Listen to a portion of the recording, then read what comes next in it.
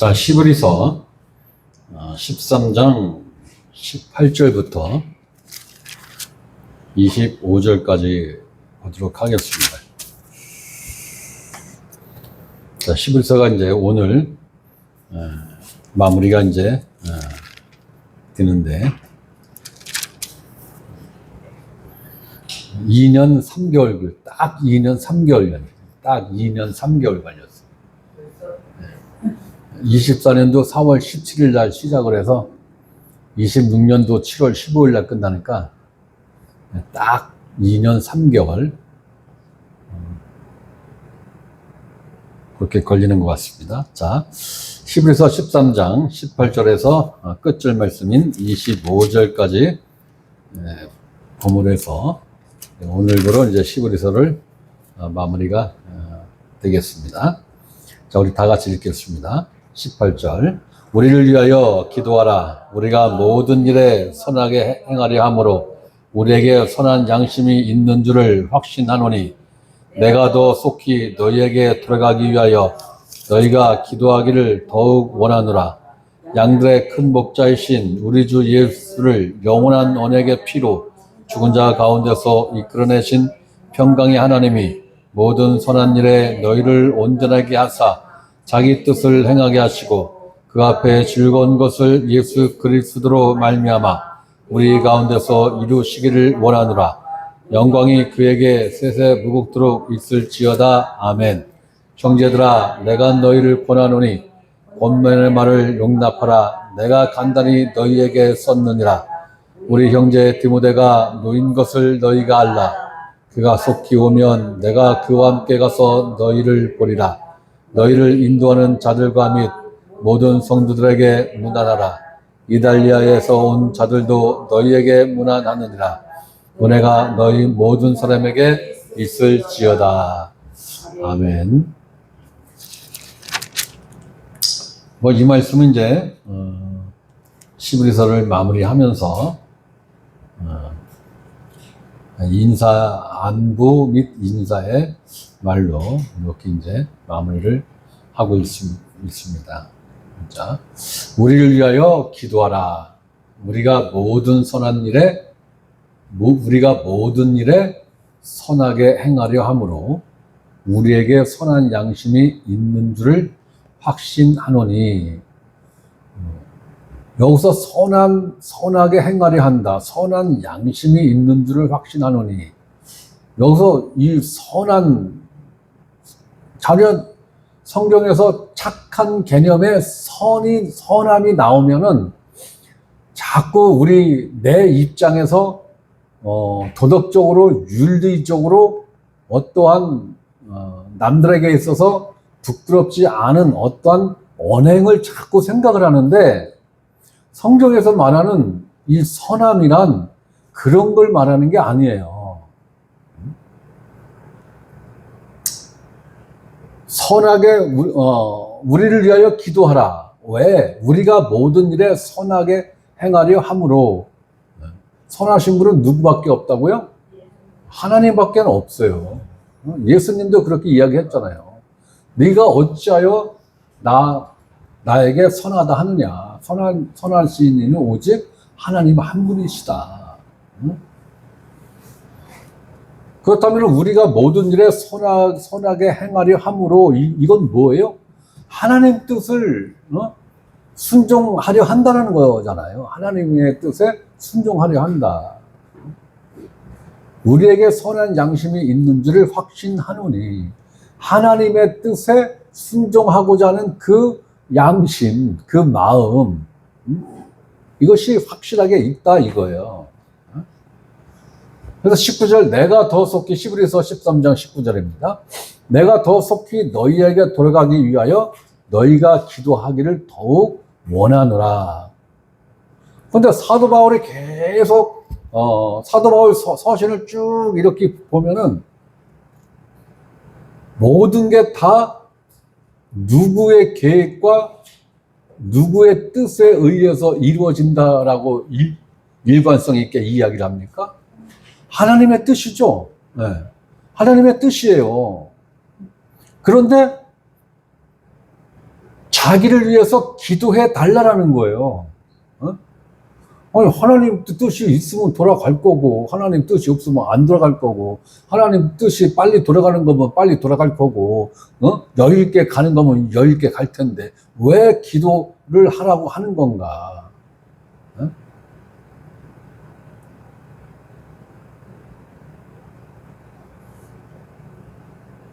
이거는, 이 히브리서 이 편지를 받아보는 그 그리스도인들의, 야, 내가 속히 가기를 너희가 원하니? 그걸 물어보는 것 같아요. 너희가 나를 빨리 보기를 원하니? 그런 의도로 기도를 해달라. 그러는 것 같습니다. 자, 20절. 양들의 큰 목자이신 우리 주 예수를. 자, 양들의 큰 목자. 아니, 큰 목자가 있으면 작은 목자가 있는 거예요? 네. 여기서 말하는 큰 목자는 크다, 작다의 개념이 아니죠. 네. 오로지 한 분, 한 목자이신 우리 주 예수. 네. 이렇게 이해를 하셔야 돼요. 큰 목자가 있으면, 그럼 작은 목자도 있어야겠네? 네. 오늘날 이렇게 생각한다고요. 그래서 작은 목자를, 누구를 작은 목자라고 생각을 하고 있어요? 오늘날? 차마 내 입으로는 말 못하겠네. 네, 여러분들이 알고 있는, 그분들이 스스로도 그러잖아요. 스스로도, 목자라고, 스스로도. 예수님은 큰 목자장. 아니에요. 양들의 큰 목자이신, 유일한 목자이신, 우리의 유일한 목자이신 우리 주 예수를 영원한 언약의 피로 죽은 자 가운데서 이끌어내신 평강의 하나님이, 그러면은 여기서 죽은 자 가운데서 이끌어내신 평강의 하나님이 그랬는데, 자, 죽은 자 가운데서 이끌어내신 누구를 이끌어냈다는 걸? 아니, 누구를? 예수 그리스도를 죽은 자 가운데서 이끌어냈다. 이 얘기는 뭐예요? 부활시켰다라는 거죠. 자, 부활의 근거가 뭐라는 거예요? 영원한 언약의 피. 그 영원한 언약의 피가 무슨 일을 했는데, 이거는 뭐 히브리서 우리가 공부하는 내내 지금 제가 꽤 여러 번 말씀드렸죠. 영원한 피로. 그러면 예수 그리스도가 흘린 그 피가 무슨 일을 했는데,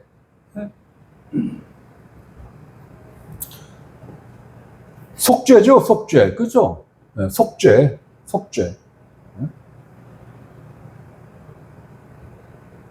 속죄가 끝났으므로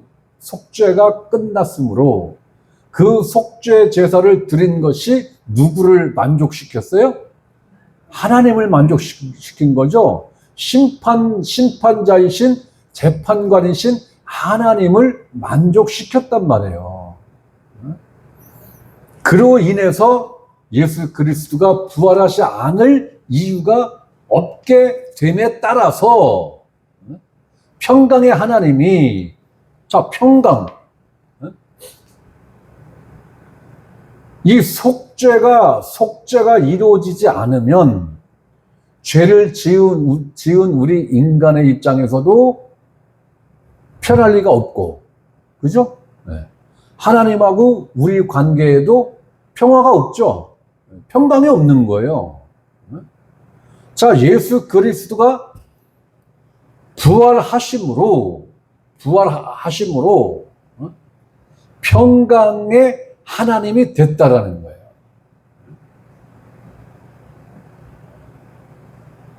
자, 21절. 모든 선한 일에, 자, 평강의 하나님이 모든 선한 일에 하나님의 모든 계획하신 일과 뜻에 너희를 온전하게 하사, 우리를 온전하게 하셨다라는 거죠. 그럼 우리를 온전하게 했다라는 증거가 뭐예요? 부활이죠. 예수 그리스도가 부활하신 거. 그 부활의 근거가 뭔데? 영원한 언약의 피. 자, 너희를 온전케 하사. 우리를 온전하게 하신 목적이 무엇이냐? 자기 뜻을 행하게 하시고 그 앞에 즐거운 것을 예수 그리스도로 말미암아 우리 가운데서 이루시기를 원하노라. 하나님 앞에 즐거워해야 하는 그 일이 11조 세 가지 중에 있죠. 11조 세 가지 중에 있죠. 그게 뭐예요? 뭐죠? 1년 소출한 그 11조를 가지고 하나님이 지정한 장소에 온 가족, 권속, 같이 일한 사람, 그리고 자기 주변에 있는 레위인들까지 포함해서 심지어는 독주까지도 사 먹어도 돼. 그랬죠?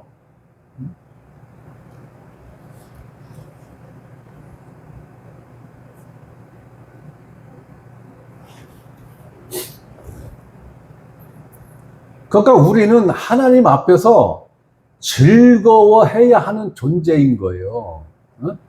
그러면 나는 이제 아직 할아버지가 안 돼서 이제 그런 맛을 모르는데 우리 동창들 중에 특히 이제 여자 동창들 중에는 손주들이 꽤 컸어요. 이제 뭐 초등학교 막 이제 들어가려고 그러고 뭐 6살, 7살 되고 막 이제 그런 친구들도 있는데 그 친구들 핸드폰에 보면은 온통 다 손주들 사진으로 도배가 돼 있어. 자기 사진도 별로 없어 이제는. 네. 그러면서 그 사진을 보면서도 아주 그냥 얼굴에서 꿀이 뚝뚝뚝뚝뚝 떨어져. 그렇게 좋은 거야. 재롱 떠는 게 그렇게 좋은 거예요. 재롱 떠는 게. 따는 거 필요 없는 거야. 재롱 떠는 게 좋은 거고, 그 존재 자체만으로도 좋은 거야. 그 존재 자체만으로도. 이거 손주도 안 봤는데 벌써 이런 걸 알면은 어쩌나 그래.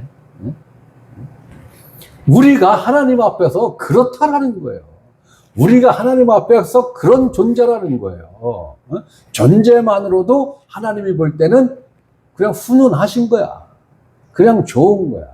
거기다가 또 재료까지 떨어봐. 이건 뭐 숨 넘어가는 거죠, 뭐. 그런 걸 말하는 거예요, 그런 걸. 그런 의미. 하나님 앞에 즐거운 것을.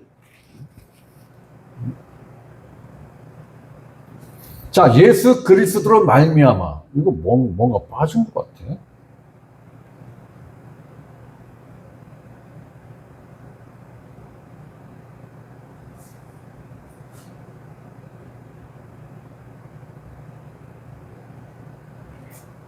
뭔가 빠진 것 같아요. 그죠?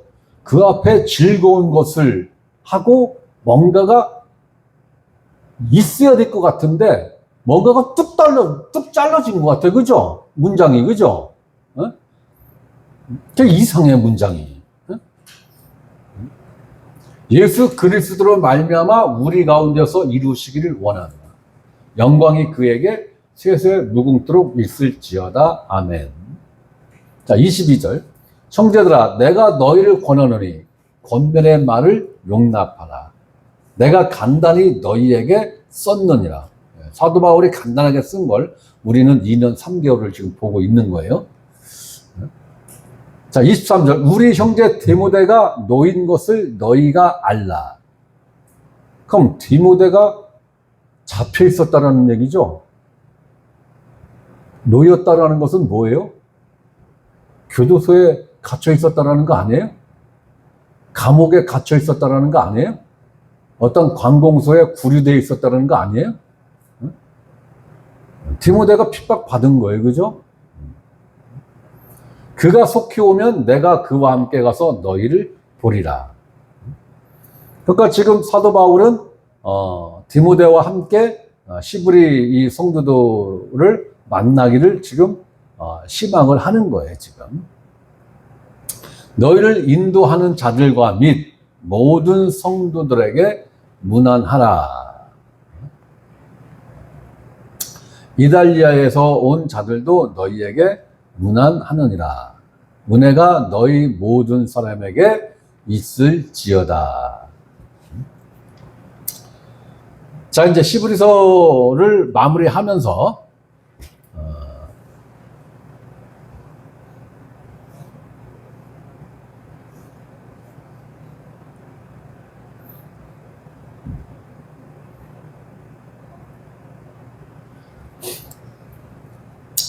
시브리서의 이 구조는 이렇게 되어 있다고 하네요. 자, 예수 그리스도를 알고 예수 그리스도를 따르라. 그러니까 이 시브리서를 공부를 했으면 예수 그리스도를 알고 예수 그리스도가 어떠한 분인가를 알고 그리고 예수 그리스도를 따르는 일이 있어야 된다는 건데, 자, 첫째, 예수 그리스도를 알고, 자, 예수 그리스도의 탁월함에 대한 증언을 하는데, 시브리서 1장 1절부터 10장 18절까지 내용이 예수 그리스도의 탁월함에 대한 증언의 말씀이다. 자, 그 부분을 세 부분으로 요약을 해보면, 자, 첫째, 선지자, 천사, 모세, 여호수아보다 뛰어나신 예수 그리스도에 대해서 1장 1절부터 4장 1, 2절까지 이러한 예수 그리스도, 곧 선지자, 천사, 모세, 여호수아보다 뛰어나다라는 그 부분을 말씀을 하고 있고, 두 번째는 아론 계열의 제사장보다 뛰어나신 예수 그리스도. 자, 4장 14절부터 7장 28절까지는 아론 계열의 제사장보다 뛰어나신 예수 그리스도에 대해서 증언을 하고 있고요. 세 번째, 옛 언약, 제사제도, 성막보다 뛰어나신 예수 그리스도에 대해서는 8장 1절부터 10장 18절까지 그 말씀을 증언을 하고 있습니다.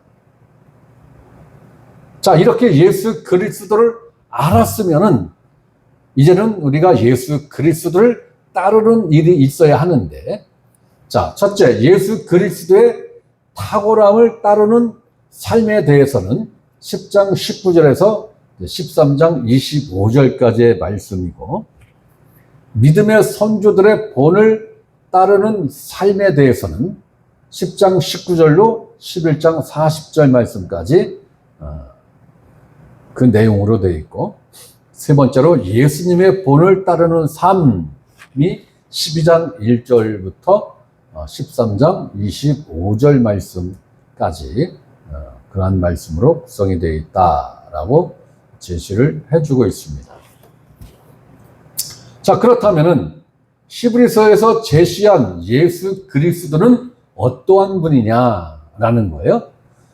하나님 우편에 앉아 계시는 예수 그리스도. 자, 하나님 우편에 앉으신 예수 그리스도는 주권자다, 통치자다. 그 면을 부각을 시키는 것이고, 자, 1장 3절, 13절, 8장 1절, 10장 12절, 12장 2절 말씀이 그런 말씀을 증거하고 있고, 두 번째, 고난을 당하신 예수 그리스도. 자, 2장 9절에서 10절, 죽음과 고난을 받으시고 영광과 존귀로 관을 쓰신 예수 그리스도. 자, 2장 17절, 18절은 속량하심과 시험 당하신 예수 그리스도. 5장 8절은 고난으로 순종하심을 배우신 예수 그리스도. 12장 2절은 십자가를 참으신 예수 그리스도에 대해서 증언을 하고 있다는 것입니다. 자, 세 번째는 대제사장이신 예수 그리스도를 증언하고 있는데 2장 17절, 3장 1절, 4장 14절, 5장 5절 10절, 6장 20절, 8장 1절, 9장 11절을 통해서 대제사장이신 예수 그리스도에 대해서 증언을 하고 있고, 자, 네 번째로 언약의 중보자이신 예수 그리스도를 증거하고 있는데 8장 6절, 9장 15절, 12장 24절 말씀을 통해서 언약의 중보자이신 예수 그리스도를 밝혀주고 있습니다. 자, 이제 시브리서를 우리가 보면서 시브리서에는 5번의 경고가 나옵니다. 5번의 경고. 자, 2장 1절에서 4절 말씀은 구원을 등한시 하지 말라라는 경고의 말씀이 나오고, 구원을 등한시 하지 말라, 가볍게 여기지 말라는 거죠. 자, 두 번째 3장 7절에서 4장 13절 말씀을 통해서는 믿음을 저버리지 말라라고 지금 말씀을 하고 있습니다. 믿음을 저버리지 말라. 자, 세 번째로 6장 1절에서 20절 말씀은 도의 초보를 버리고 완전함으로 나아가라 이건데, 여기서 도의 초보를 버리고 라고 되어 있는데 여기서 말하는 도는 율법을 말하는 거예요? 복음을 말하는 거예요? 율법을 말하는 거예요? 그렇구나. 복음을 말하는 거예요. 제가 율법이라고 이야기했었나요? 복음, 기초적인 복음에 너무 함몰되지 말라는 거예요. 네. 기초적인 복음을 빨리 벗어나서 그걸 뛰어넘어서 더 깊고 넓은 은혜의 복음으로 나아가야 된다는 것을 이야기도 하는 거예요, 이게. 복음을 업신여기라, 복음을 저버려라, 그런 의미가 아니라, 지극히 기초적인 복음에 너무 함몰되어 있고, 여기에만 머물러 있고, 성장이 없으니까, 그 부분을 이제, 이야기를 하는 거예요. 도의 초보를 버리고 완전함으로 나아가라. 자, 네 번째, 10장 26절에서 31절, 하나님의 아들을 다시 밟지 말라. 하나님의 아들을 다시 밟지 말라. 자, 다섯 번째, 12장 14절에서 29절, 하나님을 거역하지 말라라는 겁니다. 하나님을 거역하지 말라. 이 5가지를 한마디로 이야기하면 배도하지 말라. 배도하지 말라라는 거예요. 자, 이렇게 해서 시브리서가 마무리됐습니다. 네. 요 부분을 지난 시간에 마무리를 하고 딱 끝냈어야 되는데 지난주에 조금 시간이 길어져서 마무리를 하지 않고 오늘로 넘겼는데, 어쨌든 긴 시간 동안 수고들 하셨습니다. 자, 오늘은 이어서 갈라디아서를 이어서 할 겁니다. 시브리서 다음에 갈라디아서를 이어서 할 건데, 갈라디아서를 보시겠습니다.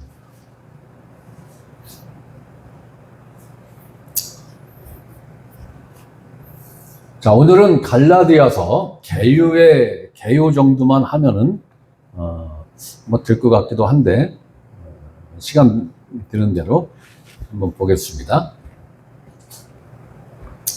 자, 갈라디아서 기록자는 우리가 잘 알고 있듯이 바울입니다. 사도 바울이 이 갈라디아서를 기록을 했고, 기록 시기는 주후 55년경으로 보고 있습니다. 55년경. 자, 이 갈라디아서의 성격은 교리입니다. 교리. 네, 교리.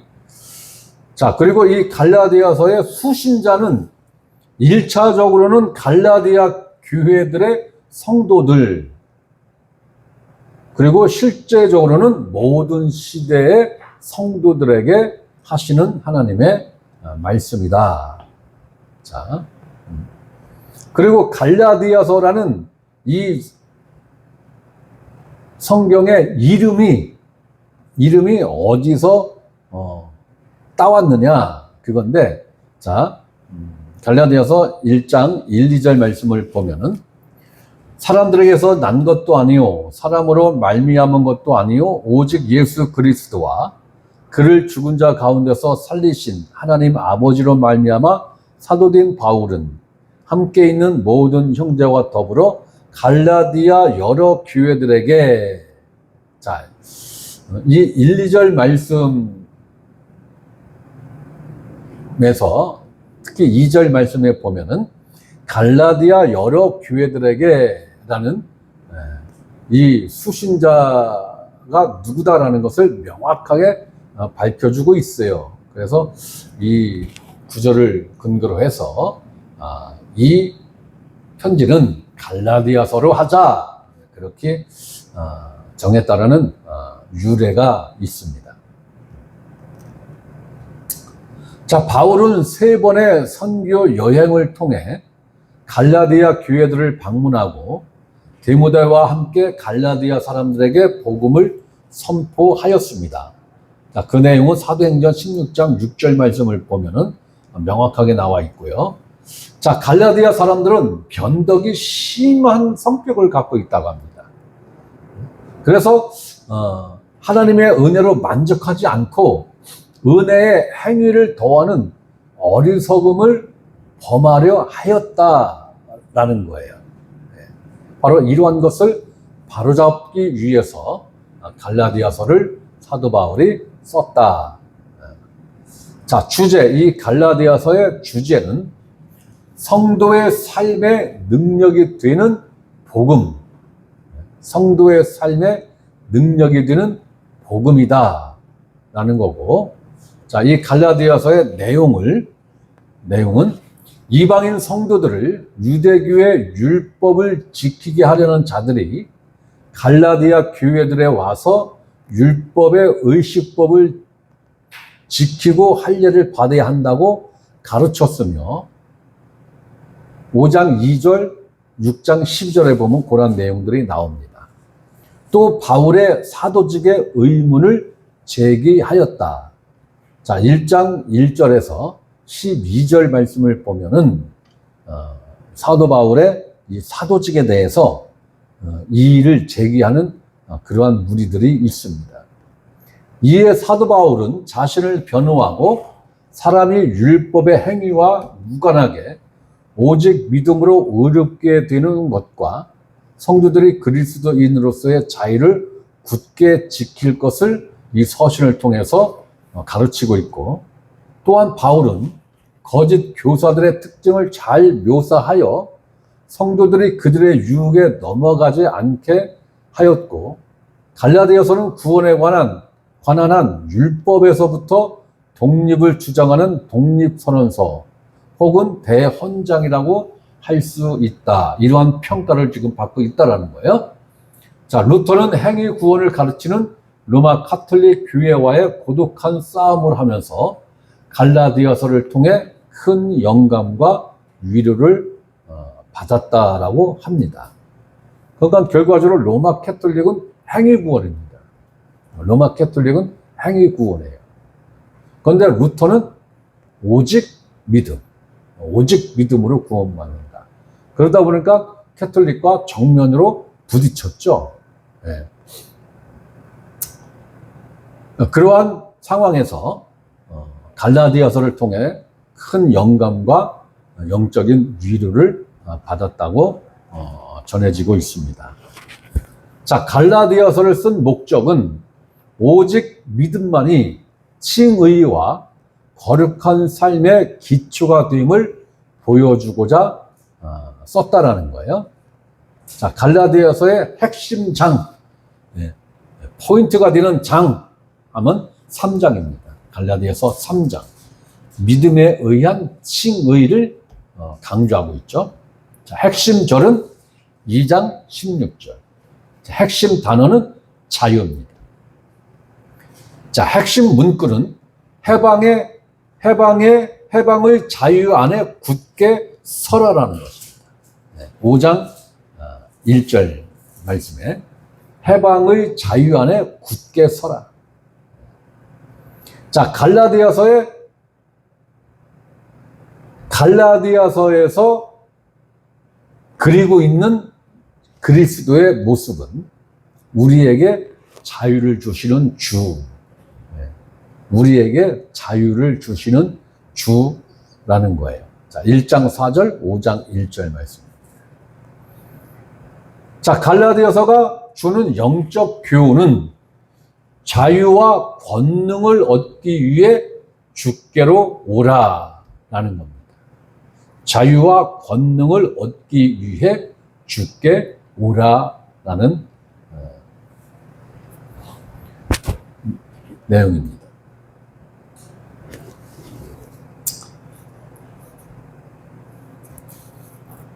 자, 갈라디아서는 이제 6장으로 되어 있죠. 네. 갈라디아서는 6장입니다. 6장으로 구성되어 있는데 히브리서는 왜 그렇게 오래 걸렸는가를 제가 한번 생각을 해보니까 처음이잖아요. 그죠? 네, 저희 교회가 생긴 이래 기초복음을 제외한 이제 첫 성경 공부이기 때문에 모든 것이 세밀하고 자세하게 할 수밖에 없었어요. 처음이다 보니까. 그런데 이제 이 갈라디아서 같은 경우는 히브리서하고 내용이 중복되는 내용들이 있어요.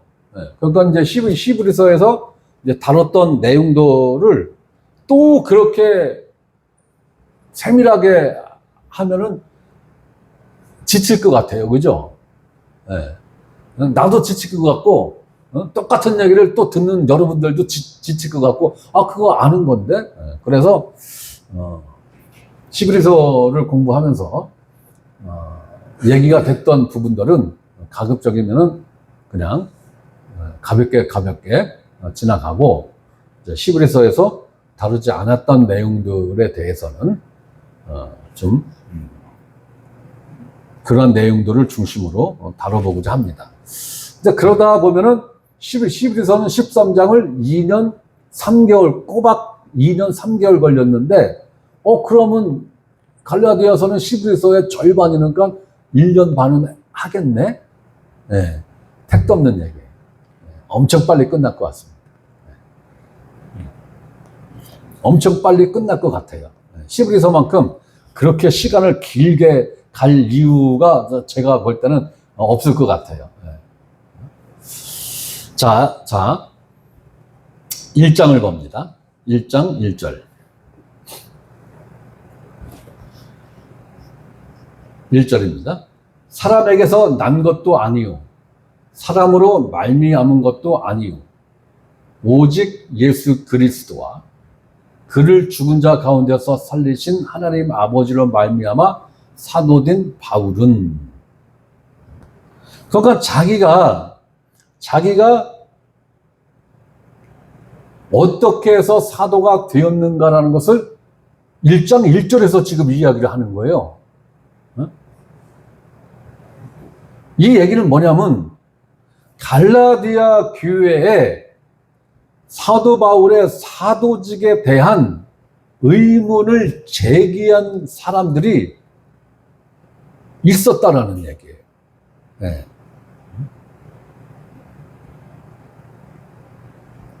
자, 우리가 잘 알고 있다시피 사도 바울이 사도가 된 정확한 그 계기가 있어요. 자, 사도행전 9장을 봅니다.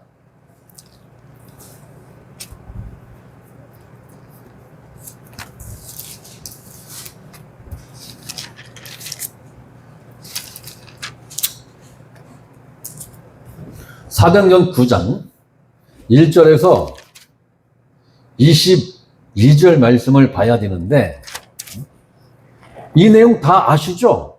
네, 이걸 다 읽고 설명을 드리자면은 굉장히 시간이 오래 걸릴 것 같고. 자, 사도 바울이 그리스도인들을 잡아서 예루살렘으로 끌고 오기 위해서 어디로 지금 가는 길이었어요? 다메섹으로 가는 길, 다메섹으로 가는 그 도중에 제가 볼 때는 얼추 다 간 것 같아요. 네, 얼추 다 간 것 같은데 거기서 강한 빛쏘임을 받으면서 사도 바울이 눈이 안 보이고 땅에 쓰러졌죠. 네. 그리고 앞을 못 보고 자기를 인도해 줘야 될 사람을 구해야 될 정도로 앞이 안 보이는 거예요. 그러니까 이거는 어떻게 보면 실명 상태로 보면 맞는 것 같습니다. 실명 상태로.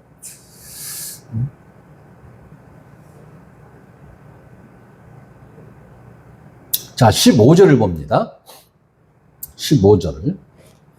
주께서 이르시되 가라, 이 사람은 내 이름을 이방인과 임금들과 이스라엘 자손들에게 전하기 위하여 택한 나의 그릇이라. 누가 지금 하는 얘기예요? 예수님이 아나니아라는 종에게 지금 하는 얘기예요, 지금. 그가 내 이름을 위하여 얼마나 고난을 받아야 할 것을 내가 그에게 보이리라 하시니. 이때 그걸 본 거예요. 네. 그러니까 사도 바울이요, 그 빛쏘임을 받았을 때 거기서 다 본 거예요. 거기서 다 본 거예요. 네. 저는 그렇게 봐요. 네. 복음의 내용도 그 빛쏘임 가운데서 다 본 거예요. 그리고 자기가 하나님을 위해서 예수 그리스도의 종으로 사로잡혀서 어떠한 인생을 살 것이다라는 것도 다 본 거예요. 다 한꺼번에 다 봤는데 그 내용을 한꺼번에 다 받다 보니까 이해를 못 하는 거죠. 아니, 율법에 찌들어 있던 사람이 복음을 한순간에 봤는데 그걸 어떻게 다 이해를 해요? 그래서 사도 바울이 어디로 가서 3년 반인가요? 네. 아라비아 광야로 가죠. 네. 거기서 이제 지도를 받은 거예요. 누구로부터? 성령님으로부터 지도를 받은 거예요. 사도 바울이 알고 있는 구약의 모든 율법, 구약 성경에 기록되어 있는 선지자들이 말한 그 모든 예언들이 누구를 가르치고 있는가 라는 것을. 그러니까 사도 바울은 성령님이 하나를 가르치면은 내가 볼 때는 열이 아니고 100을 깨우치는 제자였을 것 같아. 자, 17절. 아나니아가 떠나 그 집에 들어가서 그에게 안수하여 이르되 형제 사울아, 주 곧 네가 오는 길에서 나타나셨던 예수께서 나를 보내어 너로 다시 보게 하시고 성령으로 충만하게 하신다 하니, 즉시 사울의 눈에서 비늘 같은 것이 벗어져 다시 보게 된지라. 일어나 침례를 받고 음식을 먹음에 강건하여 지니라. 사울이 다메섹에 있는 제자들과 함께 며칠 있을세. 즉시로 각 회당에서 예수가 하나님의 아들이심을 전파하니 듣는 사람이 다 놀라 말하되 이 사람이 예루살렘에서 이 이름을 부르는 사람을 멸하던 자가 아니냐. 여기 온 것도 그들을 결박하여 대제사장에게 끌고 가고자 함이 아니냐 하더라.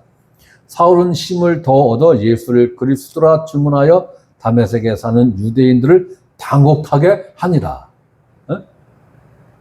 아니, 예수 믿는 자를 잡으러 간다고 해서 대제사장이 조서까지 내려서 가 잡아와 라고 했는데, 아니, 한순간에 회당에 가서 복음을 전하는 거예요. 이러니까 유대인들이 얼마나 황당하겠어요. 아니, 유대인들만 황당한 게 아니야. 기독교인들도 지금 황당한 거예요. 이놈이 분명히 다메섹은 예? 이방인 사마리아 지역이란 말이에요. 예? 예, 예루살렘에서 한참 떨어져 있는 지역이라고요. 예. 그러니까 이방인 그리스도인들, 이방인들도 저놈이 우리를 잡으러 온 놈인데 왜 예수가 주라고 저기 떠들고 있어? 이런 거 전부 다 지금 벙 뜬 거예요, 지금. 그리스도인은 그리스도인 나름대로 의심의 색안경을 끼고 사도 바울을 보고, 유대인들은 아니 저놈이 실성했나? 왜 저래? 당혹감을 감출 수가 없었던 거죠. 바로 이 일을 통해서 사도 바울이 하나님으로부터 선교 용어를 콜링 받았다고 하죠. 콜링 받았다. 지금 사도 바울이 지금 이 갈라디아서 1장 1절 한 말씀이 야 내가 이러한 일이 있었어. 이러한 일이 있었어. 이러한 일을 통해서 지금 하나님이 나를 사도로 불렀어. 그리고 사도는 예수님이 선택하고 예수님으로부터 직접 사사를 받은 이 12명이 사도잖아요.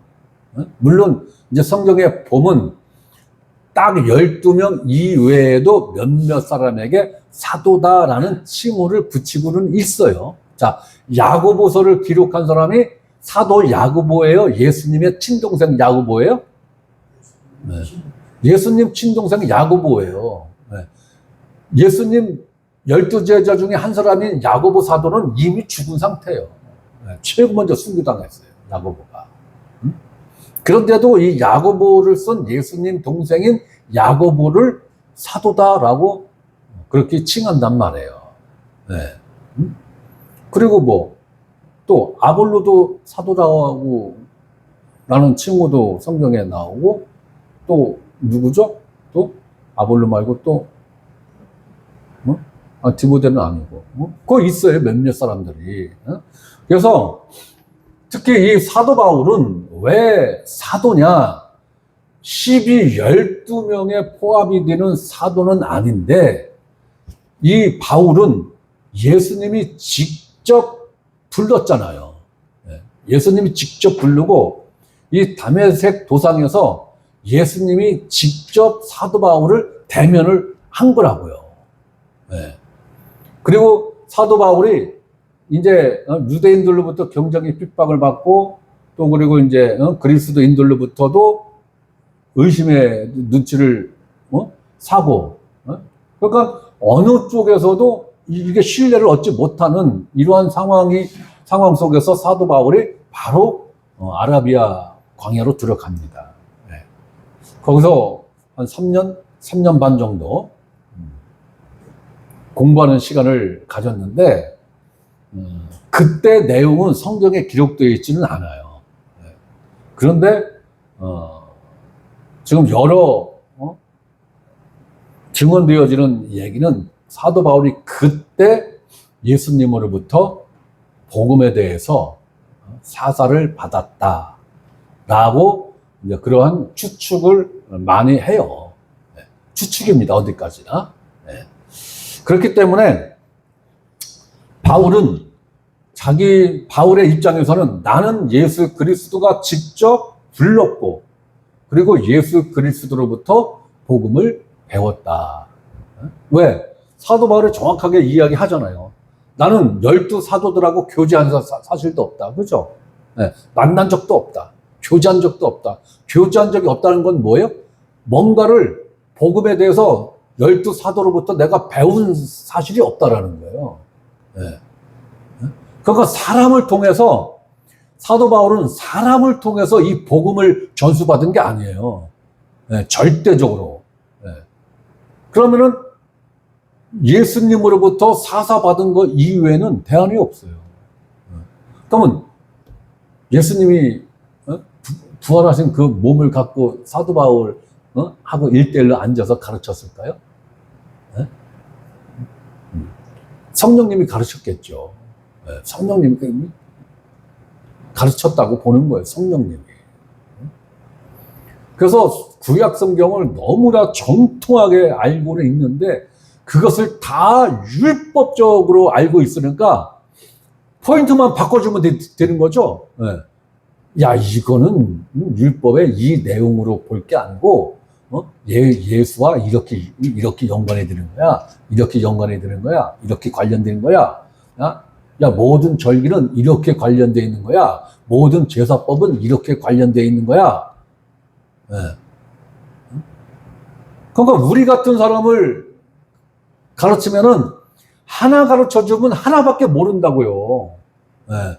하나를 가르쳐주면 하나도 몰라, 사실은. 하나도 몰라. 그 하나를 깨우치는데 성령님이 아우 얼마나 답답하실까 진짜. 그런데 사도 바울은 아마 성령님이 하나를 가르쳐주면은 아마 100은 그런 거군요. 100까지는 그냥 스스로 깨달았을 것 같아. 그 원리는 같은 원리니까. 그게 얼마나 재밌었을까. 그러면 3년 반 동안 성경을, 구약 성경을 복음으로 연구를 했다면 얼마나 많은 공부를 했겠느냐 이거였어요, 사도 바울이. 그 지식량은 지금 상상을 초월하는 거예요, 지금. 그래서 내가 사도가 된 것은 내가 사도가 되고 싶어서 된 거 아니야. 그렇다고 해서 12사도들이 야, 너 보아하니 뭐 똑똑하다 얘, 너 열정도 있고 하니까 그냥 우리 중에 한 사람 같이 그냥 사도해. 이렇게 해서 사도 된 것도 아니야. 그렇다고 특정적에 있는 누군가가 당신은 우리의 사도가 되어 주십시오라고 청빙을 해서 사도가 된 게 아니야. 오직 내가 사도가 된 것은 하나님으로 인하여서 내가 사도가 되었다라는 것을 지금 사도 바울이 이야기를 하는 것입니다. 자, 2절 봅니다. 함께 있는 모든 형제와 더불어 갈라디아 교회들에게. 자, 우리는 보통 갈라디아 교회 이렇게 이야기한단 말이에요, 그죠? 네. 갈라디아 교회가 있긴 있었는데 갈라디아라는 그 도시에 교회가 딱 하나만 있었던 건 아니다라는 거예요. 네? 여러 교회가 있었다라는 거예요. 네. 여러 교회가 있었다라기보다는 교회는 하나인데 여러 모임들이 있었다라고 보는 거예요. 여러 모임들이. 그래서 함께 있는 모든 형제와 더불어 갈라디아 교회들에게 이렇게 표현을 한 거예요. 자, 우리 하나님 아버지와 주 예수 그리스도로부터 은혜와 평강이 있기를 원하노라. 자, 우리 하나님 아버지와, 자, 우리가 하나님을 아버지라고 부르기 위해서는 무엇이 전제가 되어야 합니까? 하나님하고의 혈연 관계가 있어야 되는 거죠. 그러면 아들이 아버지를 낳는 거예요? 아버지가 아들을 낳는 거예요?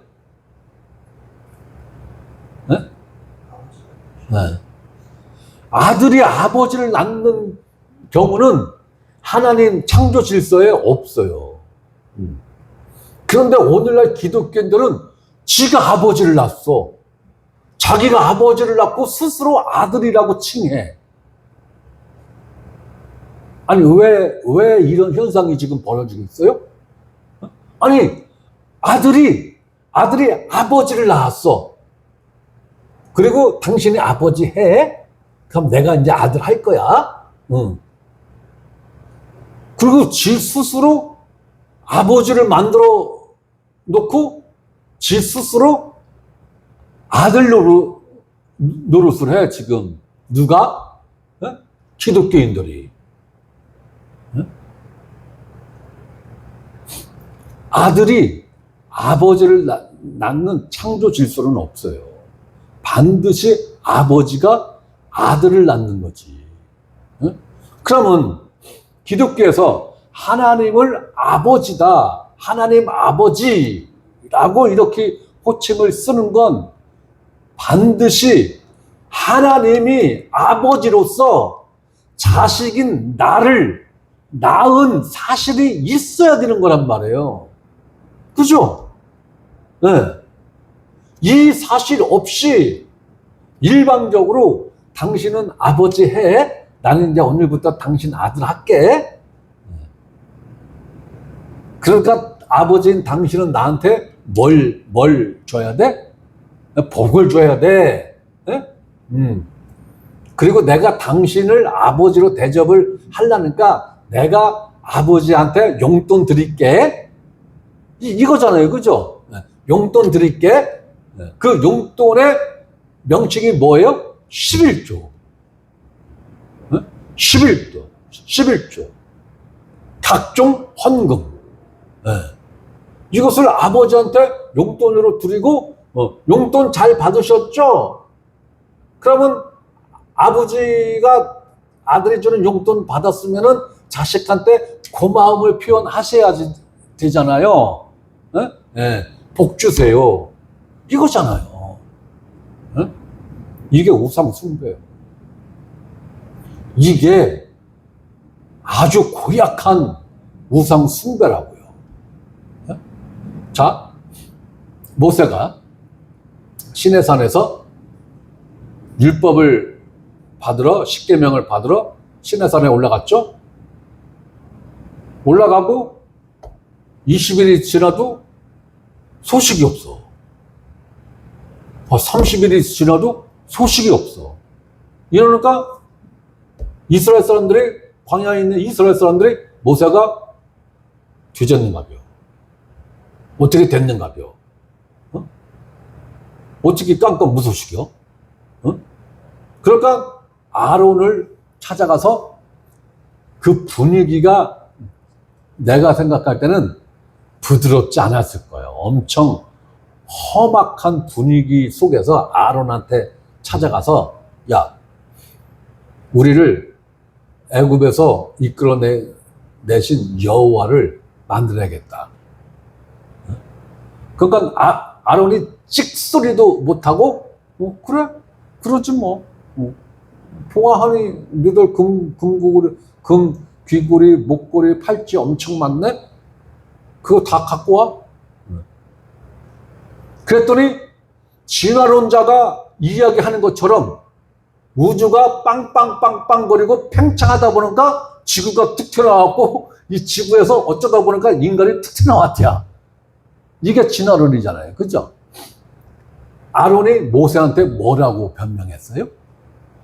세상에 금붙이를 녹여서 휙 하고 던졌더니 금송아지가 뚝딱 하고 나왔어? 이렇게 이야기를 했단 말이에요. 이게 진화론이란 말이에요. 이게 진화론이다. 그러면서 그 금송아지에게 어떠한 의미를 부여합니까? 우리를 애굽에서 인도하여 내신 여호와니라.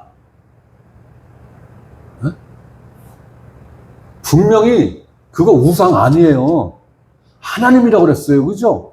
그것도 정확하게 우리를 애굽에서 인도하여 내신 여호와니라. 그 개념과 오늘날 기독교인들이 하나님 아버지를 만들어 놓은 그 개념과 똑같은 개념이라. 똑같은 개념. 완벽한 우상 숭배. 그런데 금송아지를 만들어 놓고 뭐 선양당에다가 뭘 만들어 놓고 빌고 하는 건 그나마 솔직한 거, 그나마. 그죠? 누가 봐도 이건 우상 숭배요. 금방 알아. 그런데 오늘날 기독교인들이 하고 있는 이 우상 숭배는 어느 누구도 이걸 우상 숭배다라고 이야기를 할 수가 없어. 어느 누구도. 왜? 넌 할 것 없이 97, 8%의 기독교인들이 다 똑같은 일을 하고 있으니까. 네. 여기다 대고 너희들 잘못이야 라고 하면은 너희들은 잘못이야 한 그놈이 뭐가 되는 거예요? 네. 죽일 놈 되는 거예요. 네. 돌에 맞아 죽어도 싸지. 네. 이렇게 되는 거란 말이에요. 아, 오늘 동영상 나가도 되려나? 너무 과격하게 지금 표현하는 것 같은데? 네. 이게 가장 인류 역사에 있어서 가장 사악한 우상 숭배인 거예요. 이게. 네?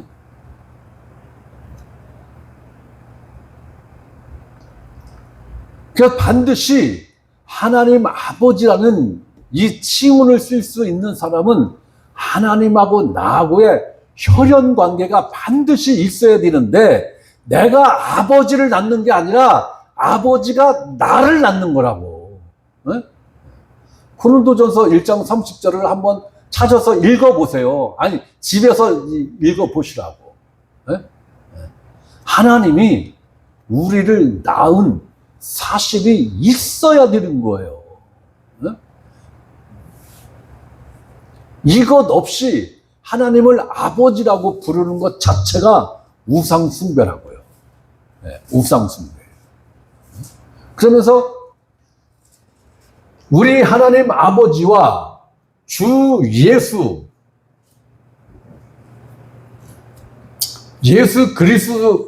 그리스도라는 이 호칭만 써도 충분한데, 왜 예수 그리스도라는 그 호칭 앞에 주라는 말을 썼을까?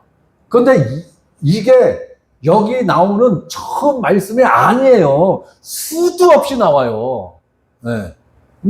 예수 그리스도라는 이 호칭 앞에 왜 사도 바울은 반드시라고는 그랬습니다만은 상당 부분 주라는 이 말을 왜 덧붙였을까? 네? 그래서 꼭 주 예수 그리스도. 그러면 주를 강조하는 거죠. 네. 주를 강조하는 거예요. 자, 이 주라는 이 말은 창조주로서 모든 만물의 주인이라는 거예요. 네. 창조주를 이야기하는 거란 말이에요. 네? 네. 창조주로서 모든 우주 만물을 창조하신 주인이다. 네. 그러면서 나의 생명의 주인이시다. 내 존재의 주인이라는 거예요. 내 존재의 주인. 그렇다면 이분이 내 인생의 모든 것을 계획하시고 이루어 가시는 분이 바로 주 예수 그리스도라는 거예요. 주인이라는 거예요. 상전이라는 거예요. 그러면 예수 그리스도가 주인이면 하나님을 아버지라 부르는 우리는 당연히 예수 그리스도의 뭐가 되는 거예요? 네? 종이라는 얘기죠? 네. 종이라는 얘기예요. 네? 예수 그리스도 앞에 주라는 단어를 썼으면은 우리는 예수 그리스도의 종이라는 거예요. 네. 이 개념이 없이 하나님을 아버지라 부르는 사람들은 100% 우상 숭배하는 거예요. 이 믿음 없이 예수 그리스도를 나의 주여라고 부르는 것 자체도 우상 숭배. 이것 자체도 우상 숭배라. 네.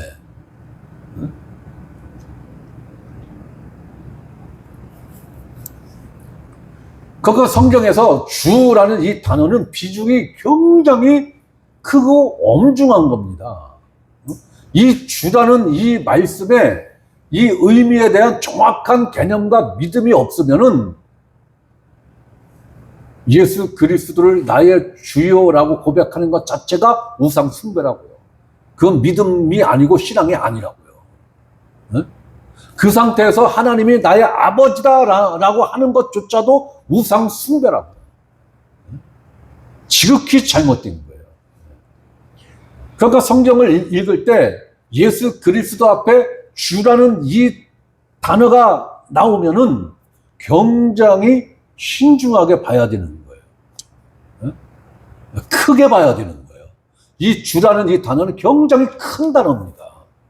예. 단순히 예수님을 짧게 부르는 호칭이 아니에요. 주여, 주여. 주여, 주여는 주인님, 주인님. 이 얘기잖아요. 예? 이 얘기인 거예요. 주여, 주여는 주인님, 주인님. 이건 거예요. 엊그저께도 주여 삼창을 꽤 여러 번 하고 왔습니다만은, 네. 아주 그냥 멋있게 죽겠어요. 그냥 안 할 수도 없고, 네. 남들이 다 하니까 하는 거예요. 네. 그게 우상 숭배입니다. 그게 우상 숭배입니다.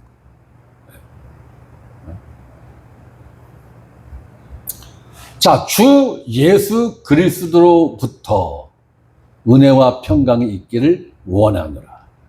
자, 은혜, 평강. 기독교인들이 무지하게 좋아하는 단어들이에요. 그죠? 네. 근데 이 은혜와 평강이 누구로부터 온다고요? 네? 주 예수 그리스도로부터. 네? 주가 빠진 예수 그리스도로부터 오는 거 아니에요. 네? 주 예수 그리스도로부터. 이 얘기는 뭐예요? 예수 그리스도를 창조주로 인정을 하며 내 생명의 주인이고 내 존재의 주인이신 예수 그리스도로부터 은혜와 평강이 온다. 주인님으로부터 어디로 흐르는 거예요? 종에게 흐르는 거예요. 위에서 아래로 흐르는 거예요. 은혜와 평강은 아래에서 위로 흐르는 게 아니라 은혜와 평강은 위에서 아래로 흐르는 거예요. 네. 그러니까 예수 그리스도만 알면 안 되는 거예요. 네? 어떠한 예수 그리스도로 알아야 되는 거예요? 주 예수 그리스도로 알아야 되는 거예요. 주 예수 그리스도를 믿어야 되는 거예요. 네? 이럴 때 주 예수 그리스도로부터 은혜와 평강이 우리에게 있다. 네. 그러니까 나에게 임하는 모든 은혜와 평강은 누구로부터 오는 거라고요? 주 예수 그리스도로부터. 네. 그러니까 주자가 반드시 붙어야 되는 거예요. 그러니까 우리가 단순히 예수님, 예수 그리스도 이 호칭보다는 주 예수 그리스도이십니다. 이렇게 주자를 붙여서 예수 그리스도라고 이렇게 호칭을 하는 게 더 정확한 호칭인 것 같아요.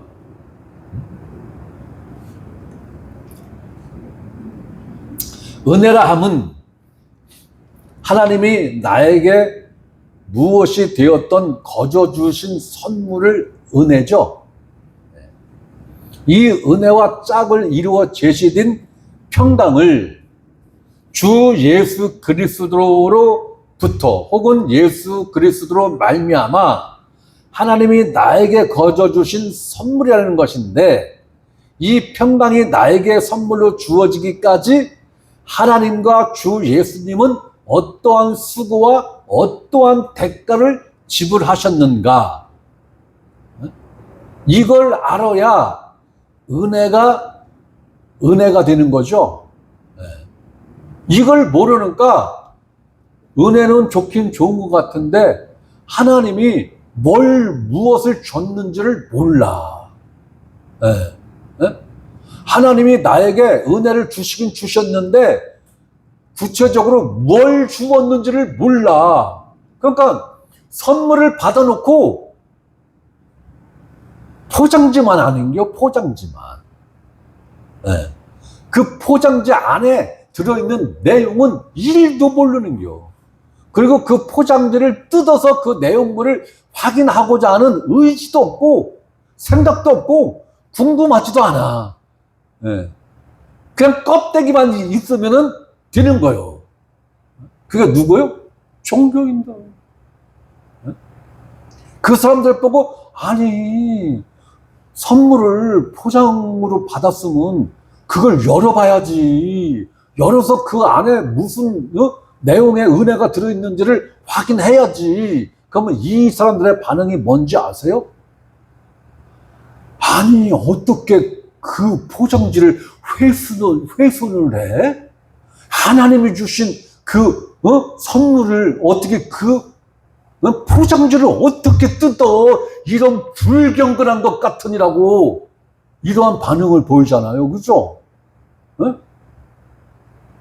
아니, 그걸 뜯어야 내용물이 뭔지를 알 거 아닌가 봐. 그걸 뜯어야. 그래서 몇몇 사람들이 용기를 내서 아무도 모르게 살짝 뜯어봤어. 뜯어봤더니 그 내용이 기가 막힌겨. 야, 내가 그 하나님이 주신 그 선물을 나는 뜯어봤어, 내 거를. 아이고, 이 불경스러운 것 같은다고. 그걸 훼손을 했어. 그래? 넌 끝났어. 넌 저주받아, 너는. 아니던데? 내 선물을 나는 이렇게 뜯어버릴까? 응? 거기에 예수님이 십자가에서 왜 죽었는지, 예수님이 십자가에서 피 흘린 그 효과가 무엇인지, 예수님의 죽음과 내 죽음이 어떠한 건지, 예수님 부활과 내 거듭남이 어떻게 연관성이 있는 건지 아주 세트로 아주 완벽하게 들어있어. 야, 기가 막혀. 응? 너도 한번 뜯어봐. 그러면 귀샤대기가 날라오죠. 이 불경스러운 것 같으니라고. 안 뜯어요. 절대로 안 뜯어요. 네. 바로 그 사람들이 누구라고요? 종교인. 그래서 종교인들은 허례, 허식, 형식을 중요시하게. 형식. 네. 형식을 바꾸거나 형식을 탑하고자 하는 사람은 아주 잡아먹을 듯이 덤비죠. 네. 종교인들의 특징입니다. 네. 자, 우리에게 평강을 주시기 위해서 예수 그리스도가 어떠한 제물로 왔다라고 성경은 이야기하고 있어요? 어떠한 제물로 왔다? 화목제물로 왔다. 이렇게 이야기를 하고 있잖아요. 화목제물로 오신 예수 그리스도를 말씀을 하면서 화목제물로 드려진 그 결과로 우리에게 무엇이 선물로 주어지는 거라고요? 평강이 선물로 주어지는 것이다. 자, 요한일서를 봅니다. 요한일서 2장 2절을 봅니다.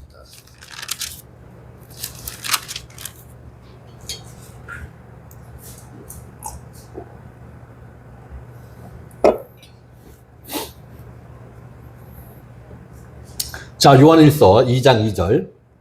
자, 우리 다 같이 읽습니다. 시작.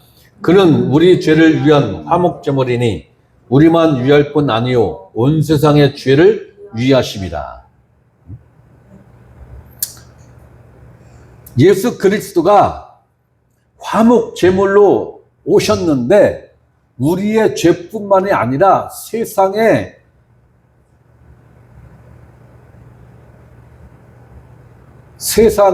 죄를 위하여 화목제물로 왔다라는 거예요.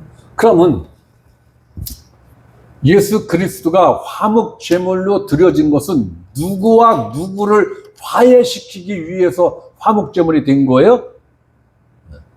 하나님과 나라는 것을 조금 더 확대해 보면 하나님과 세상이죠. 하나님과 세상이에요. 하나님과 세상을 화해시키기 위해서 이 땅에 오신 거예요. 어떠한 제물로? 화목 제물로 오셨다라는 거예요. 그럼 화목 제물로서 예수 그리스도가 화목 제물로서 하나님 앞에 과연 드려졌습니까? 드려졌죠. 드려졌으면은 하나님도 평강의 하나님이고, 그죠? 평강하신 하나님이고, 우리도 평강한 존재가 됐어야 되는 거죠. 앞으로 될 거야. 이거 아니죠? 평강한 존재가 됐어야 되는 거예요. 자, 요한 1서 4장 10절도 봅니다.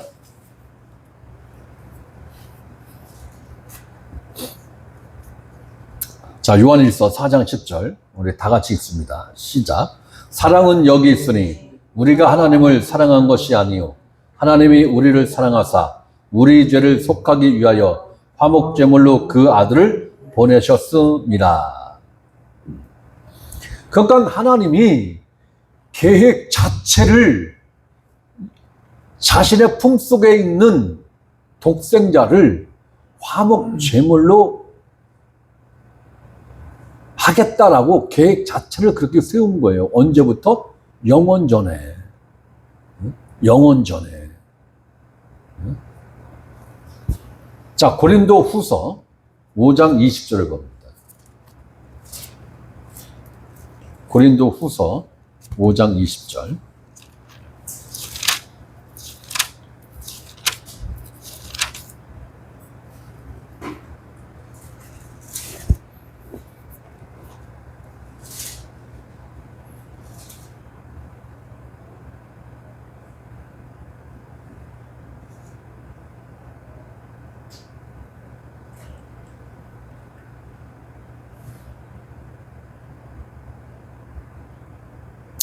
자, 봅니다. 그러므로 우리가 그리스도를 대신하여 사신이 되어 하나님이 우리를 통하여 너희를 권면하시는 것 같이 그리스도를 대신하여 간청하노니 너희는 하나님과 어떻게 하라?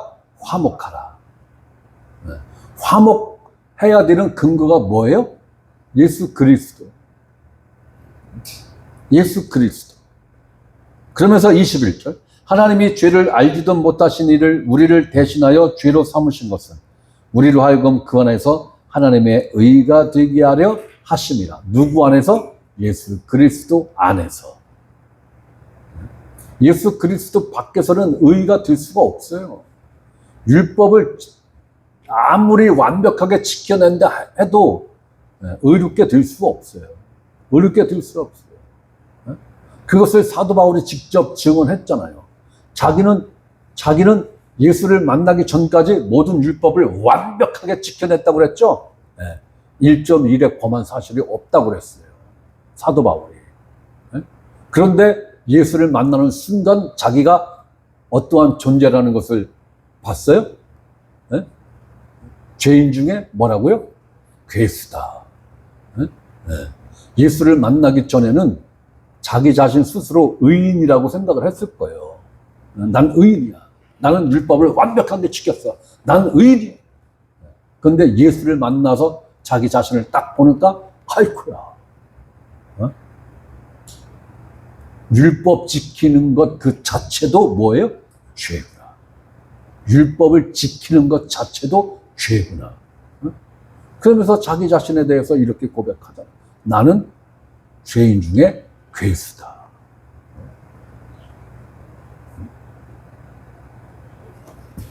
자, 로마서 9장도 봅니다. 로마서 9장 9절에서 11절 말씀 봅니다.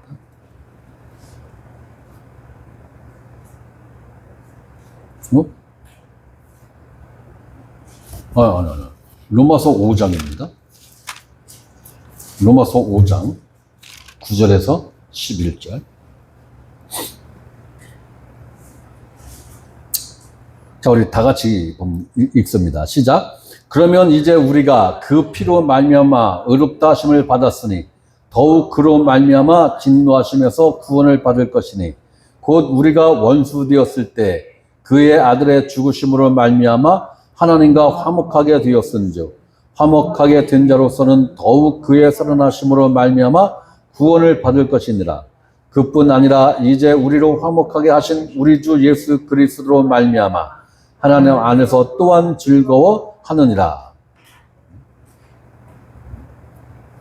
그러니까 우리가 하나님과 화목해야 할 이유, 우리가 하나님과 화목을 회복을 하면은 내 안에 자동적으로 찾아오는 게 뭐예요? 평안이에요. 평강이에요. 내 양심에 평안이 없다라는 것은 뭐예요? 네? 내 양심에서 죄 처리가 안 된 부분이 있다라는 거죠. 네, 있다라는 거예요. 한 개라도 있으면은 평안하지 않아요. 네. 하나님 앞에서 평강이 있을 수가 없어요. 평안이 있을 수가 없어요. 그래서 예수 그리스도로 말미암아 주신 은혜와 평강은 그 근거가 무엇이냐? 예수 그리스도의 제물로 드려진 그 역사적 사실을 근거로 하고 있다라는 거예요. 그러니 십자가를 아는 것은 절대적으로 중요한 거예요. 그리고 십자가에서 예수 그리스도가 흘린 그 피의 능력, 그리고 예수 그리스도의 죽음 안에 내가 포함이 된 그 죽음,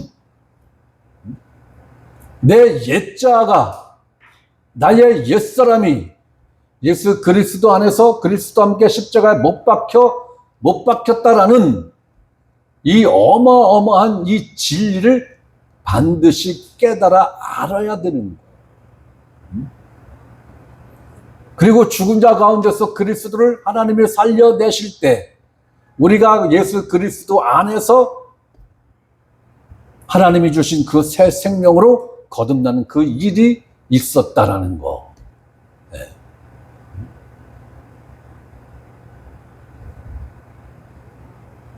그러니까 이러한 내용을 종합 세트로 이해를 하지 못하면은 기독교에서 말하는 신앙, 믿음, 구원, 거듭남, 그냥 구호일 뿐이에요. 구호예요.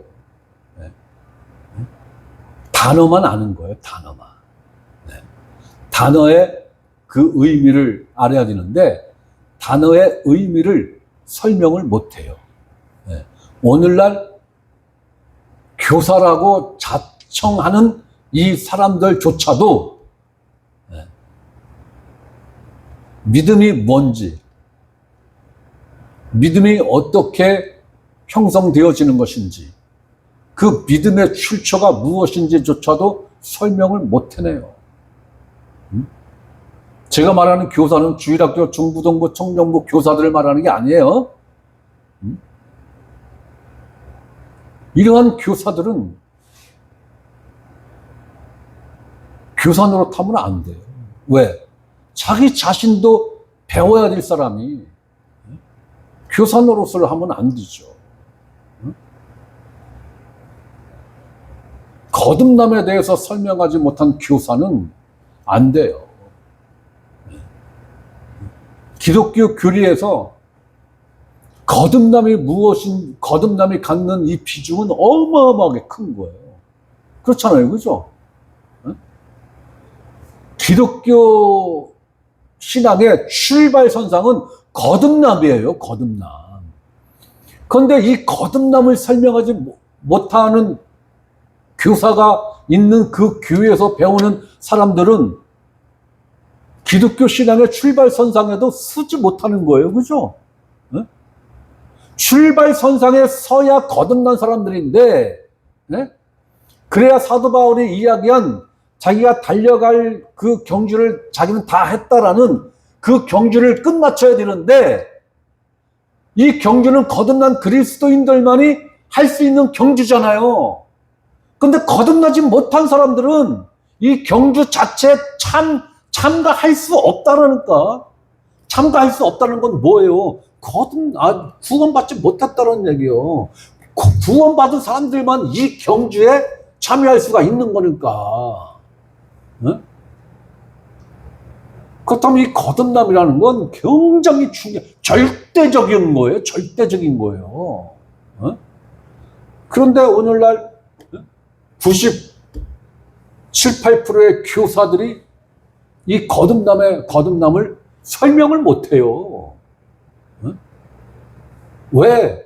그 교사 자신 스스로도 거듭나지 못했을 뿐더러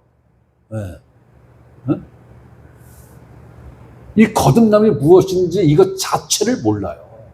그냥 단어밖에 몰라요. 단어밖에.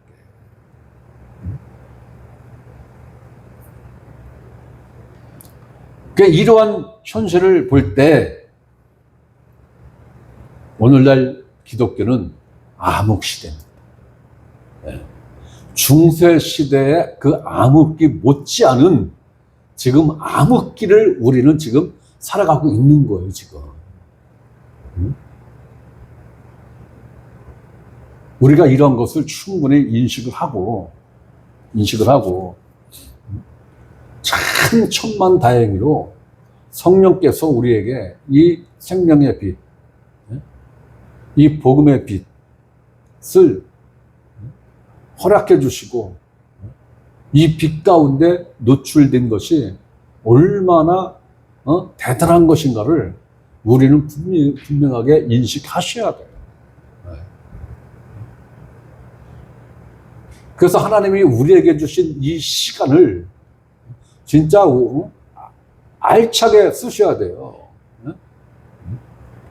여러분들이 하고 있는 경제활동, 가정일 참 충실하게 잘 하셔야 돼요. 그러면서 말씀에 대한 열정을 늘 갖고 계셔야 된다고요. 말씀에 대한 열정. 이 열정이 없는 사람은 내 삶 가운데서도 말씀이 나를 끌고 가지를 못해요. 내가 말씀을 끌고 가려고 한단 말이에요. 내가 말씀을 끌고 가려고 해요. 내가. 이건 아닌 거예요. 이건 주객이 바뀐 거예요. 말씀이 나를 끌고 가야 되는 거예요.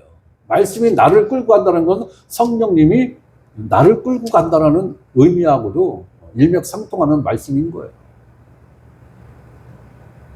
우리가 지향하는 삶의 방향은 이러한 방향으로 가야 한다. 그래서 우리가 육적으로도 굉장히 열정적인 삶을 살아야 되고 또한 영적인 부분에서는 더 열정적으로 우리는 구하고 찾고 두드리는 이러한 일을 열정적으로 해야 한다. 자, 오늘은 여기까지입니다.